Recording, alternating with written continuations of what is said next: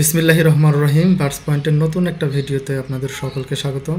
আশা করি আপনারা সকলে অনেক বেশি ভালো আছেন। আজকের ভিডিওতে আমরা নিয়ে আসছি চিকুকে। অনেকের প্রশ্ন থাকে, ভাইয়া চিকুকে কথা বলানো শেখাইতেছেন কিভাবে? কোনো একটা পাখিকে কথা বলানো শেখানোর জন্য পর্যাপ্ত পরিমাণ সময় দিতে হয়। অল্প সময় দিলে পাখি কখনোই কথা বলবে না, টেম হবে কিন্তু কথা বলবে না।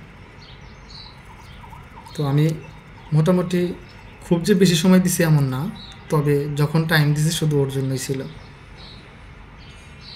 আর টেম আপনি সব বয়সের পাখিকেই করতে পারবেন, কিন্তু কথা বলানো যদি শিখাইতে চান তাহলে আপনাকে ছোট্ট পাখিকেই চুজ করতে হবে। বড় পাখি কথা বলাটা আসলে ইম্পসিবল। তবে আপনারা চেষ্টা করে দেখতে পারেন যে এটা পসিবল কি না, হইতেও পারে। তো আমার কাছে মনে হয় যে আপনি ছোট্ট পাখি নিয়ে যদি তাকে কথা বলানো শেখাইতে চান, এটা যতটা সহজ, একটা বড় পাখি নিয়ে কথা বলানো শেখানো ততটাই কঠিন। তো আমরা চিকুকে যখন কথা বলানোর প্ল্যান করি যে তাকে আমরা ট্রেন করব, কথা বলানো শেখাবো, আমাদের সাথে রাখবো, এর জন্য আসলে দীর্ঘ একটা পথ অতিক্রম করতে হয়েছে। আমরা প্রথমত যখন চিকুর জন্ম হয় তখন তাদের পিতামাতা থেকে আমরা আলাদা করে দিই। এরপর তার যে খাওয়ার দায়িত্ব, সব কিছুর দায়িত্ব আমরা নিজের কাঁধে নিয়ে নিই এবং সেইভাবেই তাকে আমরা রাখি। এবং যখন তার বাবা মা থেকে আমরা তাদেরকে আলাদা করি, তাকে আর তার বাবা মার কাছে কখনো দেওয়া হয়নি, একদম সম্পূর্ণ আলাদা করা হয়েছে। এমনিতেই হয়তো আমরা তার বাবা মার কাছে নিয়ে গেছিলাম দেখানোর জন্য, এরকম হয়েছে কয়েকবার। আমরা সম্পূর্ণ ওকে আলাদাই রাখি। আর চিকু যখন মোটামুটি উঠতে পারে, কথা বলতে তখনও শেখা নাই। তো এই সময় একটা সমস্যার মধ্যে আমরা পড়ে যাই। তো আমাদের যে পাখিগুলা সব থাকে ব্যালকনির মধ্যে, আর চিকু থাকে আমাদের রুমের মধ্যে। তো ব্যালকনির যে পাখিগুলো আছে প্রচুর পরিমাণে ডাকাডাকি করে, আর চিকু এই শব্দগুলো শুনে সেও ডাকাডাকি করে। মানে ওদের যে ভাষাগুলো আছে ওই ভাষায় ডাকাডাকি করে। তো এরকম যদি চলতে থাকে তাহলে তো এই চিকু কথা বলতে পারবে না।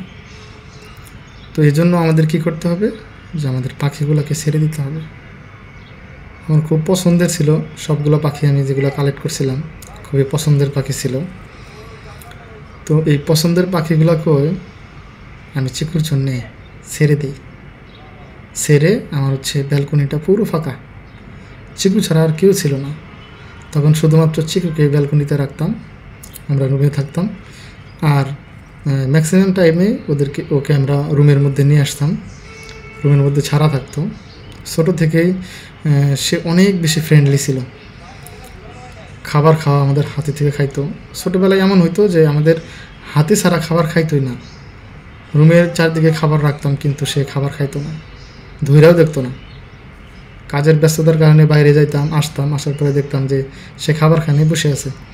তো এরপরে হাতে সিড মিক্স নিয়ে ওকে ওর সামনে যখন গেছি তখন হাত থেকে সে সিড মিক্সগুলো খাইতো। তো এরকম ছিল। পরবর্তীতে এটা আসলে একটু ব্রেক হয়, যে ও নিজে নিজে এখন খাইতে পারে এবং খায়। এখন আর হাত ধরে খাওয়াইতে হয় না, খাবার পাত্র দিলে সে এখান থেকে ক্ষুধা লাগলে খেয়ে নেয়। তো কথা যে ওর জন্যে আমাদের যতগুলো পাখি ছিল সবগুলোই আমরা হাত বদল করে দিয়েছিলাম। এখন আমাদের কোনো পাখি নেই, শুধুমাত্র চিকু আছে। রিসেন্টলি 2টা পাখি আমরা নিয়ে আসছি।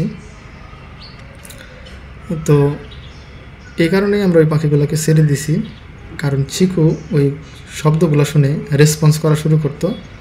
তো ও যদি ওই কথাগুলো শুনতে থাকে তাহলে এই যে মানুষের যে কথাগুলো এগুলো সে আর শিখতে পারবে না।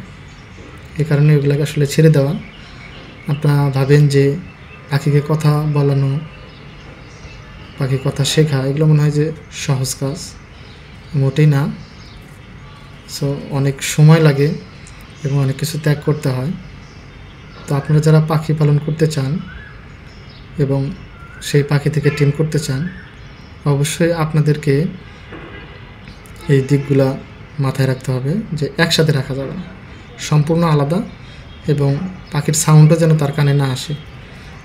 আর যখন আপনারা পাখি মোটামুটি কথা বলার মতো উপযুক্ত বয়স হবে, 3 থেকে 4 মাসের মধ্যেই তারা কথা বলা শুরু করে, ওই টাইমের মধ্যে হচ্ছে কিছু শব্দ ফিক্সড করবেন যেগুলো খুবই সহজ, যেমন চিকু বেবি, দুষ্টু পাখি, চিকু বেবি, চিকু চিকু বেবি, চিকু দুষ্টু পাখি, বা আপনার পাখির যে নাম থাকবে সেই নাম দিয়ে বেবি কথাটা লাগাই দেবেন।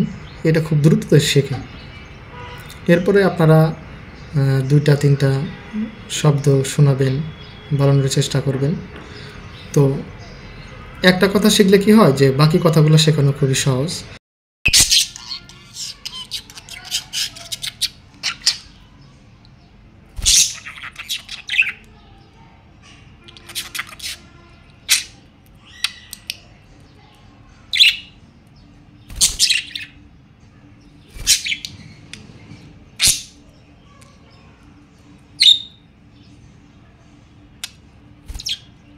তো প্রথম যে কথাটা সে শিখবে এটাই অনেকটা কঠিন। তো আপনাদের সকলের পাখিগুলো সুস্থ থাকুক, এবং আমার ভিডিওগুলো দেখলে অবশ্যই আমি জানাবো যে কীভাবে পাখিকে টেম করতে হবে। আজকের ঘটনা যদি ভালো লেগে থাকে অবশ্যই লাইক করবেন, আর আমাদের চ্যানেলে নতুন হয়ে থাকলে চ্যানেলটাকে সাবস্ক্রাইব করবেন। দেখা হচ্ছে পরবর্তী পাখি সম্পর্কিত কোনো ভিডিওতে। সে পর্যন্ত সুস্থ থাকুন। আসসালামু আলাইকুম।